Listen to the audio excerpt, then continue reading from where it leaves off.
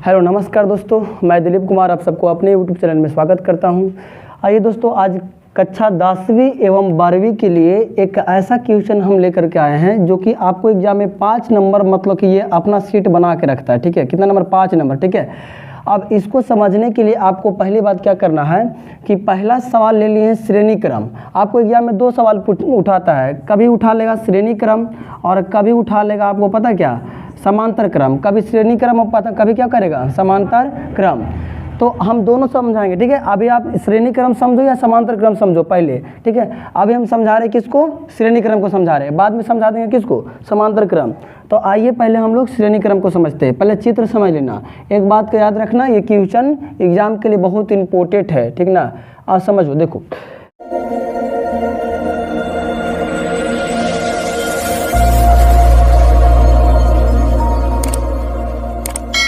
श्रेणी क्रम के लिए आपको सबसे पहले क्या करना है, चित्र बनाना है। और चित्र में क्या करना है, श्रेणी क्रम कहते किसको, ध्यान से सुनना।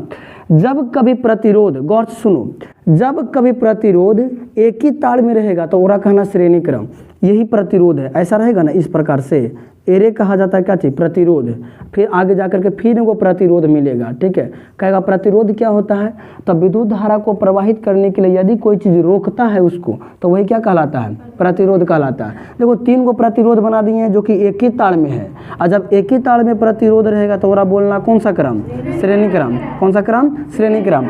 लेकिन यही अगर प्रतिरोध हम एक ही ताड़ में नहीं बल्कि अलग अलग ताड़ में बताएंगे तो वो होगा समांतर क्रम। जब एक ही ताड़ में तीनों प्रतिरोध, चारों प्रतिरोध और भी कई प्रतिरोध तो बोलना श्रेणी क्रम। और श्रेणी क्रम के लिए आपको एक बात यहाँ हम बता दें जो सिद्ध करके आएगा, कभी कभी ऑब्जेक्टिव में भी उठा देगा आपको। R बराबर R1 प्लस R बराबर R1 plus R2 plus R3, यानी यही सिद्ध करके हम लोग को लाना। ठीक है, तो श्रेणी क्रम क्या होता है समझ में आ गया कि यदि कभी एक ही तार में 3 प्रतिरोध रहे तो उसको क्या बोलेंगे, श्रेणी क्रम। ठीक है, और श्रेणी क्रम के लिए क्या निकालना है हमको, समतुल्य प्रतिरोध निकालना। मतलब कि यहाँ के प्रतिरोध देखिएगा, गौर से समझिएगा, यहाँ पे क्या जुड़ा हुआ, सेल। जो ज़्यादा लंबा वाला लाइन रहता है उसको बोलना प्लस, और जो कम लाइन रहेगा लंबा उसको क्या बोलना, माइनस। इसको क्या बोलेंगे, सेल। क्या बोलेंगे, सेल, जो कि बैटरी से जुड़ा हुआ है। अब यहाँ से बाबू धारा जा रहा है आई क्या दिखाता है, धारा को। क्या दिखाता है, धारा को। ठीक है, अब यहाँ से पहला प्रतिरोध को माने हैं R1 और दूसरा प्रतिरोध को क्या माने, R2 और तीसरा प्रतिरोध को R3।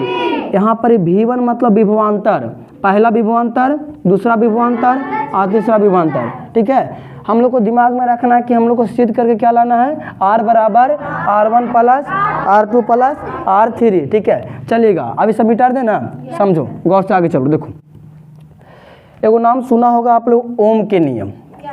नाम सुना है, ओम का नियम।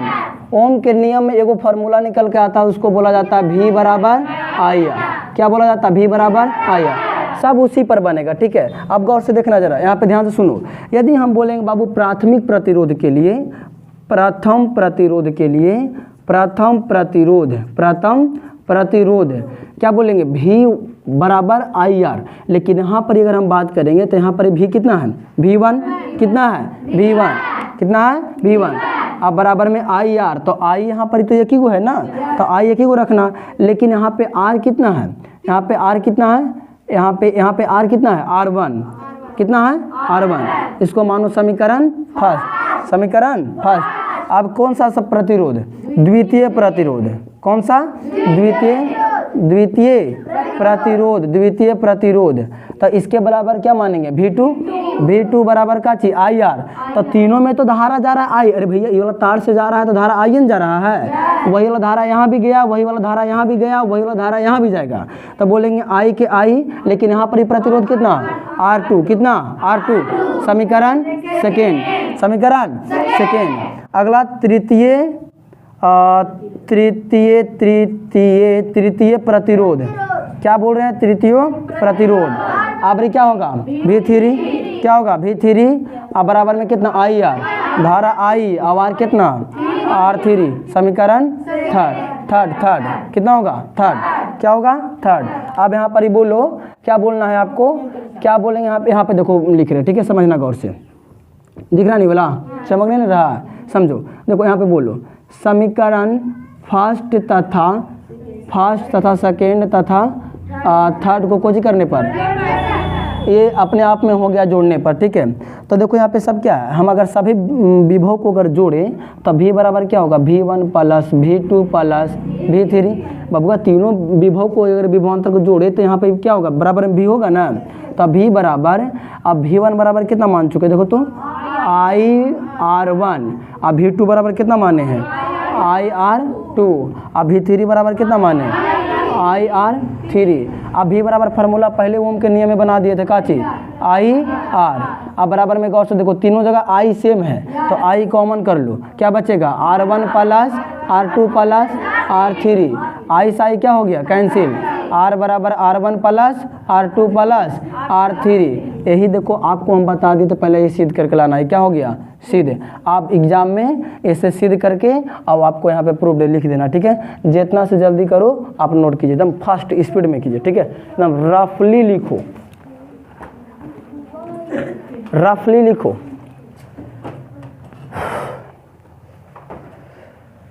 ऑनलाइन के बच्चे कॉपी और कलम लेकर के बैठे, यदि कॉपी कलम नहीं है तो हम हट जाते हैं, आप लोग स्क्रीनशॉट मार लिया करो, ठीक है।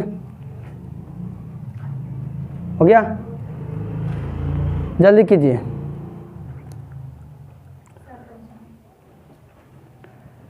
लिखने में स्पीड बनाओ।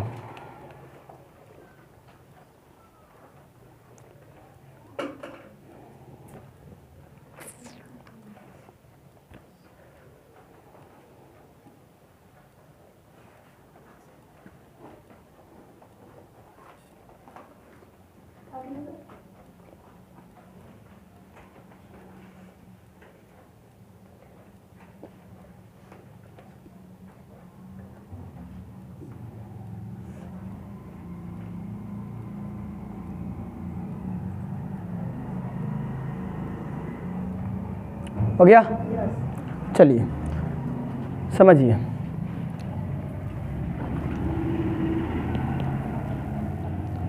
लिखे में स्पीड बना के रखना, ठीक है। लिखने वाले बच्चे को एकदम स्पीड पकड़ बना के रखो।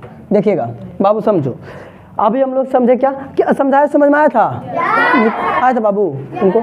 चलिए ये अभी जो समझाए वो कौन सा क्रम था, श्रेणी क्रम। कौन सा क्रम, श्रेणी क्रम। आप कौन सा क्रम, समांतर क्रम। चलिए हेडिंग मारिए, हेडिंग मारिए, समांतर संयोजन। समांतर संयोजन के लिए स्पीड मारो हेडिंग। समांतर संयोजन के लिए समतुल्य प्रतिरोध, समतुल्य प्रतिरोध का क्या निकालना है, व्यंजक। क्या निकालना है, व्यंजक। चलिए अब बंद कीजिए, देखिए ध्यान से, यहाँ बोर्ड पर देखिएगा। कहाँ देखना है, बोर्ड पर देखना है, गौर से समझिए। देखिएगा इसका फिगर थोड़ा सा डिफरेंट होगा, अलग होगा, ठीक है। क्योंकि यदि हम उसी प्रकार बना देते बाबू, इस प्रकार यदि हम बना दें, इस प्रकार बना दें तो ये तो एक ही ताड़ में हो गया ना। तो एक ही ताड़ के लिए हो जाएगा तो क्या बनेगा, श्रेणी क्रम बन जाएगा। लेकिन हमको बनाना क्या है, समांतर क्रम। तो उसके लिए ध्यान से देखना, फिगर कैसे बना रहे, फिगर लेना था समांतर क्रम के लिए। तो कुछ मत करना, इस प्रकार से दो लाइन खींचना, ठीक है। यहाँ पे क्या होगा, बड़ा वाला थोड़ा सा, बड़ा वाला तरफ प्लस रहेगा, इधर क्या होगा थोड़ा छोटा, आगे जा करके इस प्रकार, और आगे लेना है इस थोड़ा सा आगे से बढ़ जाना, ठीक है। समझिएगा, ये हल्का हल्का ऐसे लीजिएगा, ये इस प्रकार से दिख रहा है। कौन सा क्रम बना रहे हैं, कौन सा क्रम, समांतर क्रम। यहाँ पे वोल्ट हो जाएगा धारा, वैसे ही छोड़ दो। यहाँ पे धारा क्या जाएगा, आई। जैसा ही धारा इधर जाएगा तेरा बोलना I1, इधर जाएगा तो कुछ बोलना I2, इधर जाएगा तो क्या बोलना, प्रतिरोध R1 R3। देखिए बाबू, ओम के नियम के अनुसार क्या होता है, V बराबर IR, V बराबर IR, V बराबर IR। यदि हम यहाँ से छोटा सा एक बात निकालने की कोशिश करें, हम यदि हम यहाँ से बाबू समझने की कोशिश करना, छोटा सा बात हम क्या बोलने जा रहे हैं। यदि हम यहाँ से R बराबर निकाले, R बराबर निकाल ले कि I बराबर, I बराबर निकाले, पिछले बार किसके बराबर निकाले थे, I बराबर निकाले थे। तो यहाँ पे बच जाएगा काची, V बटा R, V बटा R, V बटा R। अब लगाइए प्रथम प्रतिरोध के लिए, किसके लिए, प्रथम प्रतिरोध के लिए, प्रथम प्रतिरोध के लिए I बराबर I1 है ना जी। अरे धारा कितना I1, V बटा R। तो विभवांतर तो सब जगह भी है, ये है, छोड़ दो। और R प्रतिरोध कितना R1, समीकरण फर्स्ट। अब कौन सा प्रतिरोध, द्वितीय प्रतिरोध। कौन सा प्रतिरोध? द्वितीय प्रतिरोध। कौन सा प्रतिरोध? द्वितीय प्रतिरोध के लिए।